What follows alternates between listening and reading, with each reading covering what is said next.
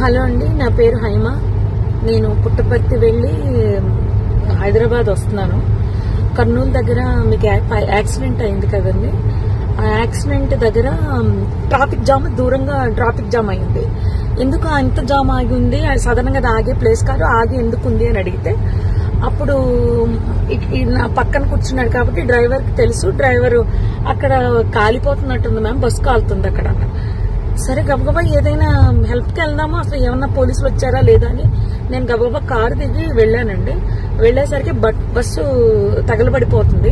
కొంతమంది కింద కూర్చుని ఏడుస్తున్నారు, ఎవరెవరు ఉన్నారని ఏడుస్తున్నారు, కొంతమంది టెన్షన్ పడతారు, ఇలా ఉన్నారు. ఆ బస్సుకు సంబంధించిన వాళ్ళు అలా, వాళ్ళ పరిస్థితి అలా ఉంది.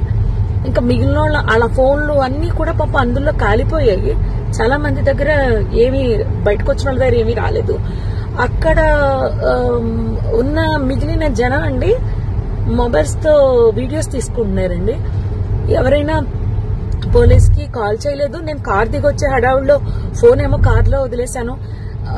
ఫోన్ వర్షం పడిపోతుంది పక్క నుంచి, ఫోన్ టచ్ చేయడానికి కూడా ఎవరిదైనా అడిగి తీసుకుని టచ్ చేద్దామని వర్షానికి తడిచి అది పని చేయట్లేదు. నేను మళ్ళీ గబగబా కార్ దగ్గరికి వెళ్లి వెంటనే కర్నూలు ఎస్పీ గారికి అండ్ ఎస్బీ ఇన్స్పెక్టర్ గారికి కాల్ చేశానండి. లక్కీగా ఎప్పుడో నెంబర్స్ ఉన్నాయి. కాల్ చేస్తే వాళ్ళు ఇమీడియట్లీ రెస్పాండ్ అయ్యారు.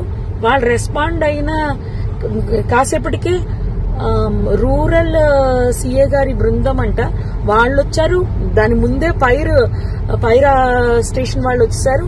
అండ్ ముందు ఫైర్ స్టేషన్ వాళ్ళని, నెక్స్ట్ ఫైర్ సిబ్బంది, నెక్స్ట్ అంబులెన్స్, పోలీసు వారు వీళ్ళందరూ వచ్చేసారండి. అప్పటికే ఒక ప్రైవేట్ వెహికల్ ఒక 6గురిని హాస్పిటల్ పంపించారు. నాతో అతను ఎవరో హరీష్ అంట, ధర్మవరం చెందిన అతను. పాపం చాలా మంచి వ్యక్తి ఆయన కూడా. ఆయన ఒక 6గురిని ప్రైవేట్ వెహికల్ ఎక్కించి పంపించారు. తర్వాత వీళ్ళు వచ్చాక ఒక 5గురిని అంబులెన్స్ లో ఎక్కించడం జరిగింది. ఆయన తీసుకెళ్లారండి. ఆ తర్వాత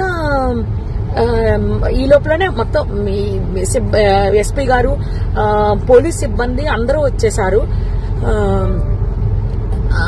అసలు ఆ మాంసపు ముద్దలు కాదండి, నిజం చెప్పాలంటే చాలా దారుణం అది. అస్థి పంజరాలు అలా సీట్లలోనే చూసేసరికి అసలు నాకైతే వల్ల కాలేదు. ఎవరైనా ఫ్యామిలీ అండి, చాలా ఆ ఫ్యామిలీ ఎంత బాధపడుతూ ఉంటారో. నేను అది తట్టుకోలేకపోయాను. వస్తూ అక్కడ ఆంజనేయ స్వామి గుడి దగ్గర ఆగిపోయి నదిలో